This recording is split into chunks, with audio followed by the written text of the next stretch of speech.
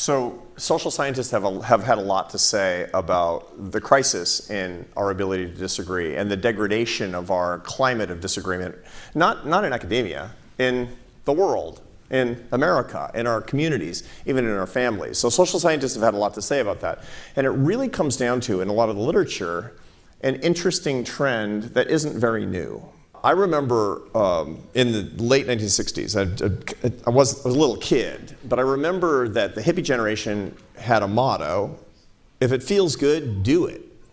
Right? And I remember my father hearing that and saying, that's the end of America. Right? He was kind of right. But anyway, that is a very natural impulse toward comfort, toward ease, toward pleasure. I get it. And we all kind of know that the pursuit of pleasure is a pretty bad life goal. I mean, I don't have to explain the neuroscience of tapping the limbic system and bypassing the prefrontal cortex, not actually getting happiness by doing things that are addictive in an obsessive compulsive way. Every generation has a kind of a variation on that, and what social scientists have been talking an awful lot about is kind of our current generation's understanding of the search for comfort, which is more like, if it feels bad, make it stop.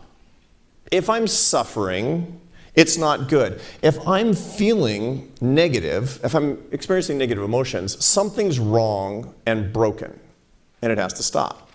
So we always go too far in these particular directions, and that's the excess that we tend to have in our society today, according to a lot of data and common sense. And where does it manifest itself? In parenting.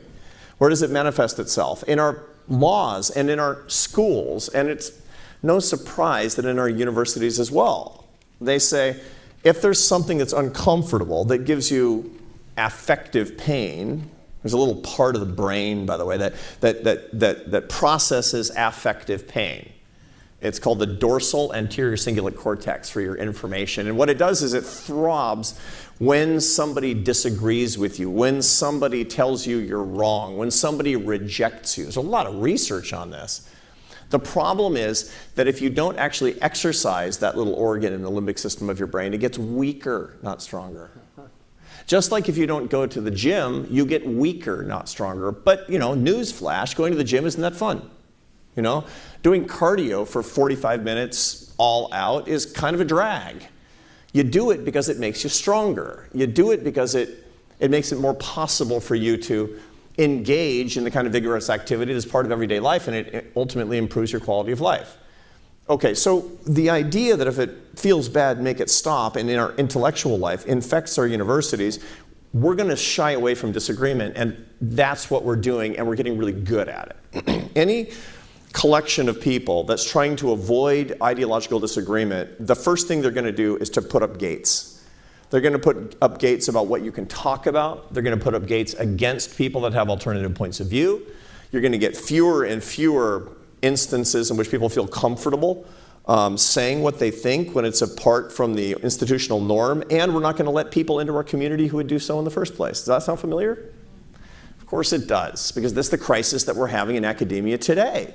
We're narrowing the range of acceptable opinion, and we're canceling the people who don't hold those opinions. This is not news that I'm talking about here. The reason for it is it's a natural human impulse.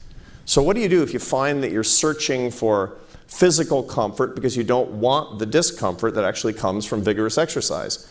Go to the gym. That's what you do. I was recently doing a podcast in San Diego. I do a lot of this stuff. I had a book that came out in the fall, and so I was doing this podcast tour, which is what we all do now. Apparently that's what book tour is. And it was from this guy, this former Navy SEAL named Jocko Willink. Maybe some of you have heard of him. And he does his podcast in a like a fight club gym kind of thing. It's crazy. And you go in there and these guys are just, and women and men are beating each other up and happy. It's the weirdest thing you've ever seen. My point is that they're trying to get stronger and more skillful on the basis of the adversarial relationship that they're having with other people who are coming voluntarily to the gym. And the point that I'm making is really clear. We're a gym. This is supposed to be a gym. And you go to the gym to find people that are going to make you stronger and more skillful. And the only way you're going to do that is with the discomfort that comes from having differing points of view, and that means you have to have the best competitor. not a crummy competitor, not a narrow range of competition of somebody who's going to let you win, and not somebody who's going to lay down because they're too afraid of you landing a punch or them landing a punch. That's not the way to do it.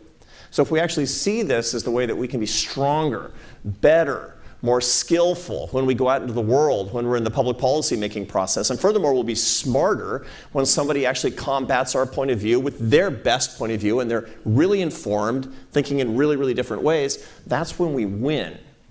And when we win as people, guess what happens? With that strength, we get confidence. With that strength, we banish fear. With that strength, we bring the happiness that we're all looking at.